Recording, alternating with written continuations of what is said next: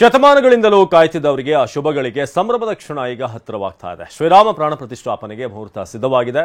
ಆದರೆ ಜಗದ್ವಿಖ್ಯಾತ ಮಂದಿರ ನಿರ್ಮಾಣದಲ್ಲಿ ಬಹುಪಾಲು ಪಾತ್ರ ಕನ್ನಡಿಗರದ್ದೇ ಅನ್ನೋದು ಬಹುತೇಕರಿಗೆ ಗೊತ್ತಿರಲಿಕ್ಕಿಲ್ಲ.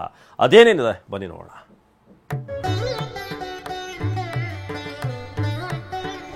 ಕನ್ನಡಿಗರ ಬುದ್ಧಿ ಮತ್ತೆ ಕನ್ನಡಿಗರ ಕೌಶಲ್ಯ, ಕನ್ನಡಿಗರ ವಾಸ್ತುಶಿಲ್ಪಕಲೆಯಲ್ಲಿನ ಅಮೋಘ ಪ್ರತಿಭೆ, ಕನ್ನಡಿಗರಿಂದಲೇ ಆಮಂತ್ರಣ ಲೋಗೋ, ಕನ್ನಡಕ್ಕೂ ಕನ್ನಡಿಗರಿಗೂ ಶ್ರೀರಾಮಚಂದ್ರನ ಭವ್ಯ ದಿವ್ಯ ಮಂದಿರಕ್ಕೂ ಬಿಡದ ನಂಟು ಬೆಸೆದುಕೊಂಡಿದೆ.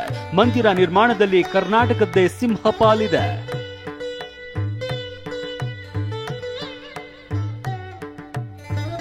ಶಿಲಾನ್ಯಾಸದಿಂದ ಹಿಡಿದು ಪೂರ್ಣ ನಿರ್ಮಾಣದ ಜವಾಬ್ದಾರಿಯನ್ನ ಕನ್ನಡಿಗರಾದ ಕಾಂಟ್ರಾಕ್ಟರ್ ಮುನಿರಾಜು ಹೊತ್ತಿದ್ದಾರೆ.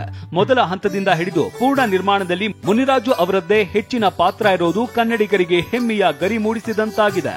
ಅಲ್ಲದೆ ಕರ್ನಾಟಕದ ಗ್ರೇ ಕಲರ್ ಗ್ರಾನೈಟ್ ಸಹ ಮಂದಿರ ನಿರ್ಮಾಣದಲ್ಲಿ ಅತಿ ಹೆಚ್ಚು ಬಳಕೆಯಾಗಿದೆ. ಶ್ರೀರಾಮ ಮಂದಿರ ನಿರ್ಮಾಣದ ಅವಕಾಶ ಸಿಕ್ಕಿರೋದು ತಮಗೊಂದು ಸದಾವಕಾಶ ಅಂತ ಕನ್ನಡಿಗ ಕಾಂಟ್ರಾಕ್ಟರ್ ಮುನಿರಾಜು ಮತ್ತು ಅವರ ಸಂಗಡಿಗರು ಹೇಳಿಕೊಂಡಿದ್ದಾರೆ.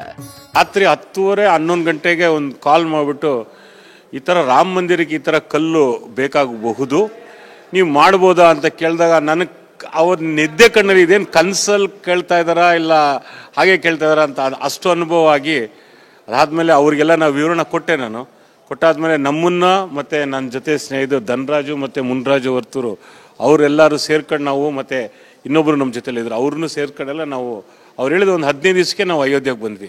ಹೇಳಬೇಕಾದ್ರೆ ಇದು ನಮ್ಮೆಲ್ಲರ ಒಂದು ಸೌಭಾಗ್ಯ ಅಂತ ಹೇಳ್ಬೋದು. ಯಾಕಂದರೆ ಅಯೋಧ್ಯೆಗೂ ರಾಮನಿಗೂ ಹನುಮನಿಗೂ ಅವಿನಾವ ಸಂಬಂಧ. ನಮ್ಮ ಕರ್ನಾಟಕದವರೇ ಅಂತ ಹೇಳ್ತಾರೆ ಆಂಜನೇಯ, ಅದರದ್ದು ಒಂದು ಸಂಬಂಧ. ಅದೆಲ್ಲ ಕರ್ನಾಟಕದವ್ರಿಗೆ ಅದೃಷ್ಟ ಅಂತ ಹೇಳ್ಬೋದು, ಇಡೀ ದೇಶಕ್ಕೆ ಅಂತ ಹೇಳುವ ಅದೃಷ್ಟ ಅಂತ ಹೇಳ್ಬೋದು. ಈ ಕನ್ನಡಿಗರ ಗುತ್ತಿಗೆದಾರರು ಬೆಂಗಳೂರಿನಲ್ಲಿ ಕಟ್ಟಿದ್ದ ದೇವಸ್ಥಾನವೊಂದನ್ನ ನೋಡಿ ಇವರಿಗೆ ಗೋಪಾಲ್ಜಿ ಅನ್ನೋರು ಕರೆ ಮಾಡಿದ್ದರಂತೆ. ಅದಕ್ಕಾಗಿ ಸಾಕಷ್ಟು ಕಲ್ಲುಗಳ ಪರೀಕ್ಷೆಗಳು ನಡೆದಾಗ ಕನ್ನಡದ ಗ್ರಾನೈಟ್ಗಳು ಆಯ್ಕೆಯಾಗಿವೆ. ಅಡಿಗಲ್ಲಿನಿಂದ ಹಿಡಿದು ಸಂಪೂರ್ಣ ಮಂದಿರ ನಿರ್ಮಾಣದಲ್ಲಿನ ಪ್ರತಿಯೊಂದು ಹಂತದಲ್ಲೂ ಕನ್ನಡದವರ ಪಾಲಿದೆ. ನಾವು ತಂದಿರೋ ಕಲ್ಲು ಎಲ್ಲ ಚಿಕ್ಕಬಳ್ಳಾಪುರ ಮತ್ತೆ ದೇವನಹಳ್ಳಿ ಸುತ್ತಮುತ್ತ ಇರೋ ಕಲ್ಲು. ಅದೇನಾಗಿದೆ, ಎವ್ರಿ ಕಲ್ಲನ್ನ national institute of rock mechanics KGF ಅವರು ಪ್ರತಿಯೊಂದು ಕಲ್ಲನ್ನು ಸುಮಾರು 17,000 ಕಲ್ಲು ಫೌಂಡೇಶನ್ಗೆ ಬಳಸಿದ್ದಾರೆ. ಅದನ್ನು ಪ್ರತಿಯೊಂದು ಕಲ್ಲನ್ನು ಟೆಸ್ಟ್ ಮಾಡಿ ಸರ್ಟಿಫೈ ಮಾಡಿ ಕ್ವಾಲಿಟಿ ಅಶ್ಯೂರ್ ಮಾಡಿದ ಮೇಲೇ ನಾವು ಎರೆಕ್ಟ್ ಮಾಡಿ ಒಂದೊಂದು ಕಲ್ಲಿಗೂ ಒಂದೊಂದು QR ಕೋಡ್ ಕೊಟ್ಟು ಅದನ್ನು ಟೆಸ್ಟ್ ಮಾಡಿ ಸರ್ಟಿಫೈ ಮಾಡಿದ್ಮೇಲೆ ನಾವು ಎರೆಕ್ಟ್ ಮಾಡಿರೋದು. ಎರೆಕ್ಟ್ ಮಾಡೋಕ್ಕೂ we had to procure special equipments.